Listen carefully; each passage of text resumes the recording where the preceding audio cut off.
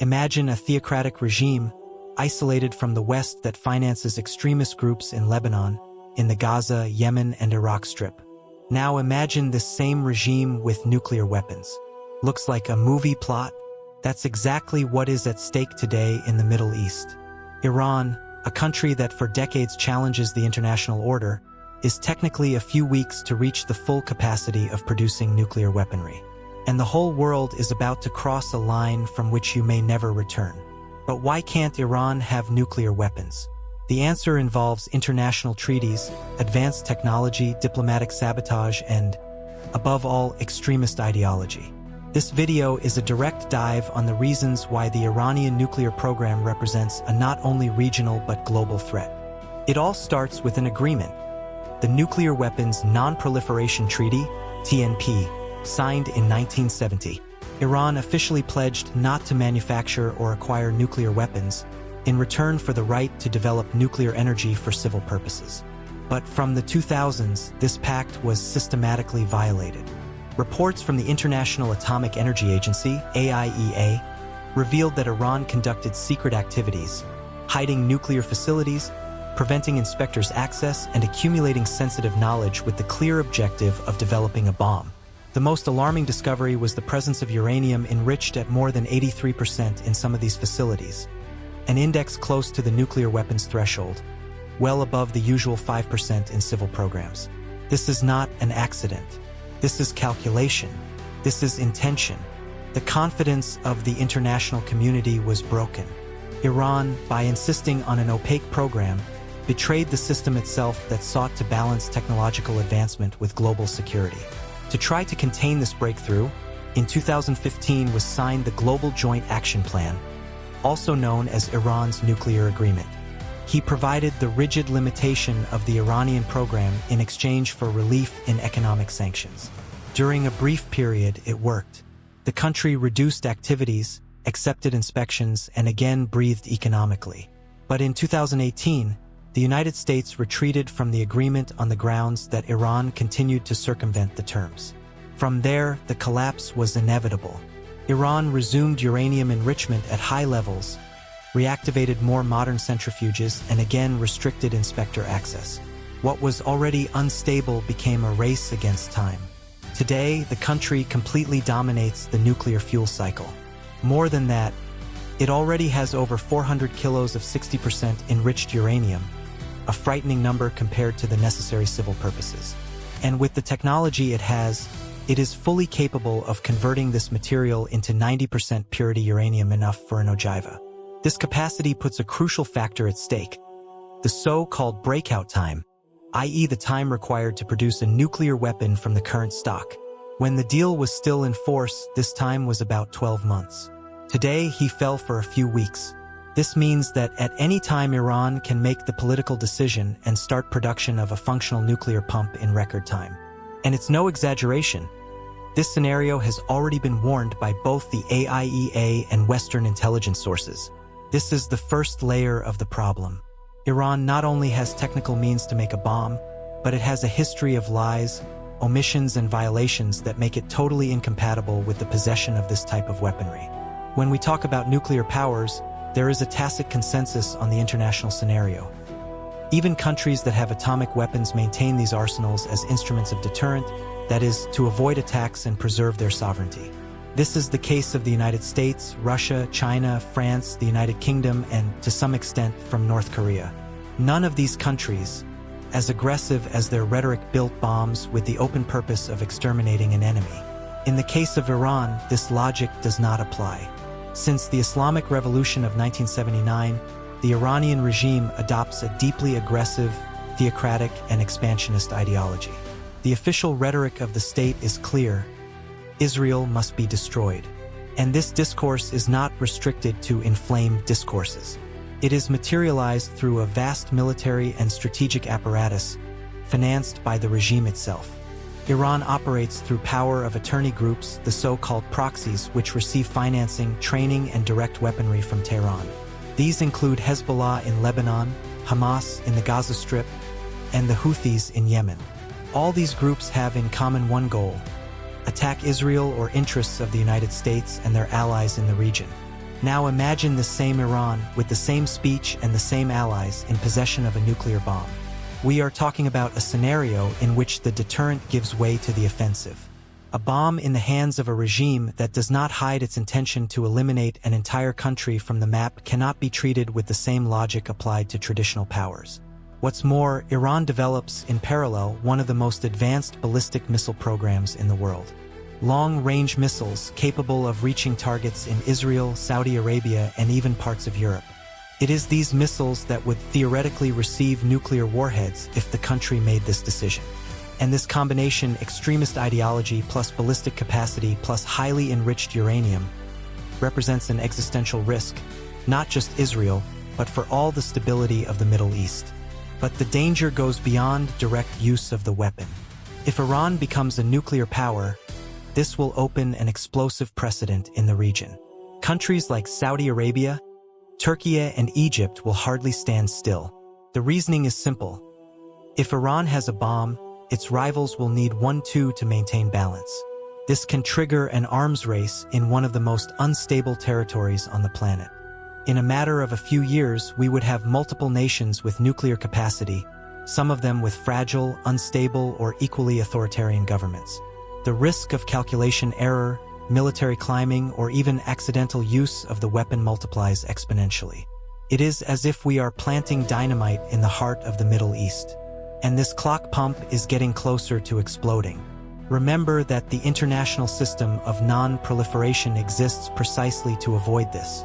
Allow Iran to cross this line is to throw away decades of diplomatic efforts, multilateral agreements, and basic principles of global security.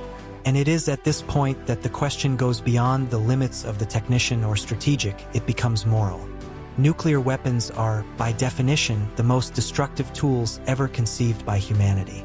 They do not distinguish between civilians and combatants. They instantly kill dozens or hundreds of thousands of people, devastate whole cities, and leave environmental and genetic scars for generations. The world has seen this in Hiroshima and Nagasaki. And even with all the technological advance, no one has been able to develop a safe way to employ this type of weaponry. Therefore, the question we should ask ourselves is not only if Iran can have the bomb. What does he intend to do with her?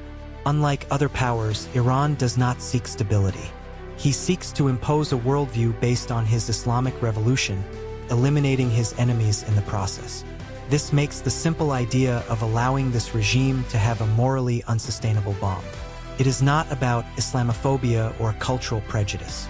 It is a matter of recognizing that the discourse and actions of the current Iranian government are incompatible with the possession of a weapon with power to annihilate millions of lives in a few seconds. The world cannot ignore it.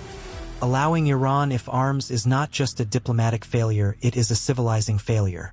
Violation of the Non-Proliferation Treaty, TNP. Iran signed the TNP in 1970, committing to not developing nuclear weapons, but has been violating this commitment systematically since the 2000s, hiding facilities and limiting AIA access.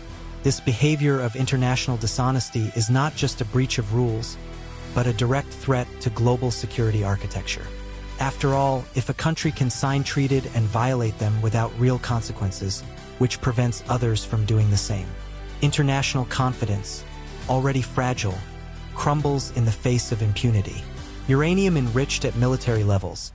The International Atomic Energy Agency detected uranium enriched in Iran at more than 83%, a number that exceeds any justification for peaceful purposes and is dangerously approaching the 90% required for the construction of nuclear weapons. With this level of purity, there are a few technical steps between gross material and a functional warhead. This information by itself already lights a global alert, especially when associated with a regime that denies inspections and makes transparency difficult. History of mistakes and omissions. The pattern is clear. The Iran omits and manipulates. Reports are hidden, inspections are barred, installations are hidden. All this under the justification of national sovereignty. But sovereignty cannot be used as a shield to mask illegal nuclear ambitions. The international community has seen this movie before, and the ending is never good. Iran play a double game. While negotiating with one face, prepares their centrifuges with another. Collapse of the 2015 nuclear agreement. The Global Joint Action Plan, signed in 2015, was the most robust attempt to contain this breakthrough. In exchange for raising sanctions, Iran should limit its nuclear activities and accept strict inspection. On paper, it looked like a viable solution. In practice, it was sabotaged on all sides. The U.S. departure in 2018 during the Trump administration weakened the deal, and Iran took advantage of the breach to resume large-scale enrichment, install more powerful centrifuges, and reverse years of containment. Advanced technical capacity. Today, Iran is not just a country with nuclear ambition. He has technical knowledge, infrastructure, and material to transform this ambition into reality. Dominates the entire cycle of nuclear fuel.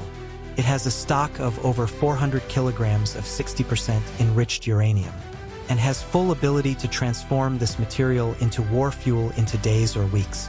This reality transforms any diplomatic debate into running against time. Reduced breakout time. Breakout time, which should be 12 months according to the 2015 agreement, today is estimated in a few weeks. That is, if Iran decides it can have a pump ready in a month, maybe less. This makes the threat not only imminent, but practically inevitable. There is no room to wait for good intentions. We are dealing with a regime that has already shown the world as it acts when you think no one is looking. Aggressive state ideology. Since 1979, Iran officially adopts a policy of hostility against Israel. It is not a diplomatic misunderstanding, it is state doctrine. Leaders' speeches such as Ayatollah Khamenei often speak openly about eliminating Israel from the map. This rhetoric is accompanied by concrete actions. Armed group financing, gun supply, training, and logistical support to militias that promote terrorist attacks on behalf of the Islamic Revolution. To allow a state with this ideology to have nuclear weapons is to give a spark the power to light the apocalypse.